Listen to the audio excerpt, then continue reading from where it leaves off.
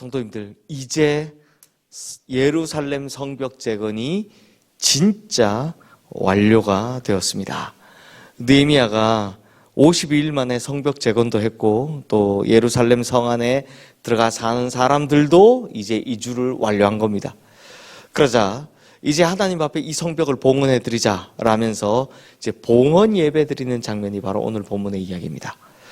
이른바 성벽 봉헌식이라고 하는 겁니다. 그런데 성도님들, 이 성벽 봉헌식에 보면 중요한 두 가지의 의식을 하는 걸 볼 수 있습니다. 먼저 27절 말씀 우리 함께 읽겠습니다. 예루살렘 성벽을 봉헌하게 되니 각처에서 레위 사람들을 찾아 예루살렘으로 데려다가 감사하며 노래하며 재금을 치며 비파와 수금을 타며 즐거이 봉헌식을 행하려 하매. 자, 이 성벽 봉헌식에서 가장 먼저 한 일이 뭐냐? 바로 감사였습니다. 감사. 사실 아마 저희가 느헤미야를 쭉 봐왔지만 느헤미야 입장에서 보면 진짜 감사할 것밖에 없었을 것 같습니다. 그 며칠 전이죠. 자신의 아우였던 하나니와 또 동료한 사람이 찾아와서 느헤미야를 찾아와서 예루살렘 성벽이 무너지고 백성들이 고통당한다라는 이야기를 전해줬습니다. 그 이야기를 들었을 때 지금의 이 일을 상상이나 할 수 있었을까요? 마침 수심에 가득 찬 얼굴로 서 있길래 왕이 느헤미야에게 물어본 겁니다. 그래서 이 사람이 느헤미야가 다 설명을 합니다. 당시 왕의 마음이 움직여주길 잠깐 기도했지만 그렇게까지 왕이 자기가 바라는 걸 다 허락해주고 그리고 예루살렘 성벽에 필요한 모든 것들을 다 대주고 여기까지 이루게 할 것 상상이나 했겠습니까? 그리고 흩어진 백성들 마음을 얻어서 성벽을 재건하는 것, 또 산발랏, 도비야, 게셈 같은 이 방해꾼들이 자신을 해하려 하는 그 여우 같은 꾀을 부렸지만 하나님께서 주신 지혜로 그걸 다 극복하고 나간 것, 다 이런 모든 된 일들을 돌아보니까 어떻다고요? 생각해보니 하나같이 감사한 것밖에 없더라라는 겁니다. 이렇게 지난 날을 되돌아보고 이제 성벽 봉헌식을 하게 되니 감사할 것밖에 없더라라는 겁니다. 지난 날의 수고도 지난 날의 어려움도 다 하나님께서 이루신 일이라고 생각하니까 하나님께 감사가 나오는 거죠.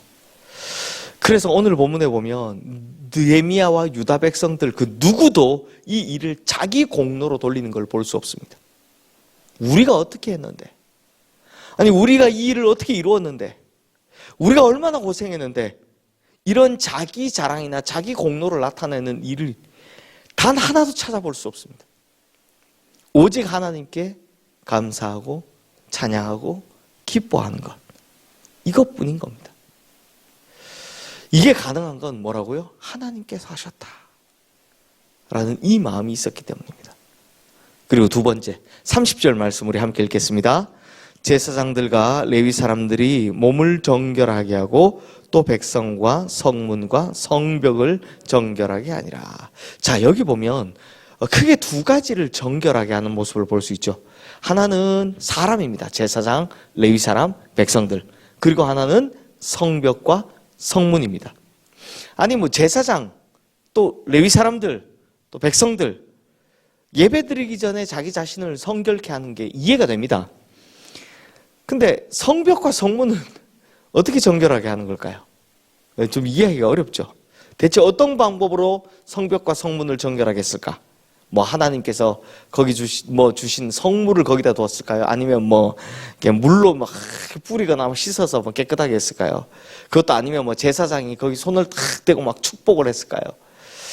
구체적으로 나와 있지 않아서 알 수는 없습니다. 대충 이해되는 부분은 있죠. 대충 이렇게 했을 것이다. 하지만 그 내용이 어떻든 간에, 어찌되었든 간에 중요한 것은 뭐다? 성벽과 성문을 정결하게 했다는 것에 있습니다. 성도님들, 제사 드릴 때 보면 제사장들이 먼저 자기를 성결하게 했죠. 그리고 제물도 성결하게 합니다. 왜 이렇게 할까요? 이유는 하나입니다. 하나님께 드리는 거기 때문입니다. 하나님께 드린다라는 이 말은 이건 전부 다 하나님 것이다라는 고백이 담겨져 있죠. 그러니 깨끗하게 해야 한다라는 겁니다. 그러면 성벽과 성문을 깨끗하게 했다? 이건 무슨 뜻을 가지고 있습니까? 이 성벽과 성문은 누구 거다? 하나님 거다. 우리 것이 아니라 하나님의 것입니다. 라는 신앙 고백이 담겨 있는 겁니다. 우리가 성벽을 쌓았지만, 우리가 성문을 달았지만 이것은 우리 것이 아니라 하나님의 것입니다. 라는 신앙 고백이 담겨 있는 행위다라는 겁니다. 놀라운 신앙 고백이 있죠. 근데 성도님들, 이 신앙 고백이 진짜 중요한 이유를 한번 보십시오. 이 신앙 고백이 왜 중요하냐? 하나님의 것이니까. 이 다음은 하나님이 책임져 주십시오. 라는 전적인 의탁의 의미가 있기 때문입니다. 자, 성도님들, 이 성벽이요, 내가 지어서 내 것이라고 생각하면 그 다음부터 방어고 관리고 전부 다 누가 해야 됩니까? 내가 해야 합니다. 산발랏, 도비아, 게셈 같은 이 정적들의 침략에 내가 계속 신경 써야 됩니다. 왜요? 이건 내 거니까요. 그런데 이 성문이 하나님 것이 되면 그 다음 어떻게 됩니까? 그 정답이 시편 127편 1편 말씀에 나오죠. 제가 읽어드리겠습니다. 여호와께서 집을 세우지 아니하시면 세우는 자의 수고가 되며 여호와께서 성을 지키지 아니하시면 파수꾼에 깨어 있음이 헛되도다. 자, 성도님들, 오늘 이 말씀이 우리에게 주는 교훈은 참으로 크고 깊은 교훈입니다. 우리 인생의 모든 것을 다 하나님께서 주신 것이므로 좋은 것, 잘된 것뿐만 아니라 수고로웠던 것, 힘들었던 것조차 하나님께 감사할 줄 아는 성도가 되셔야 한다는 겁니다. 이걸 내 것이라고, 내가 이룬 것이라고, 내가 했다고 생각하면 그 다음부터 감사가 없어진다는 겁니다. 모든 것이 하나님께로부터 왔다라는 것을 믿고 감사할 줄 아는 성도님들이 되시기를 주님의 이름으로 축원합니다. 그리고 내가 이룬 것 모든 것 다 누가 하신 거다?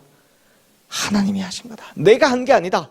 하나님이 하신 것이다 라는 이 신앙 고백이 있을 때 하나님께서 우리를 지켜주신다는 겁니다.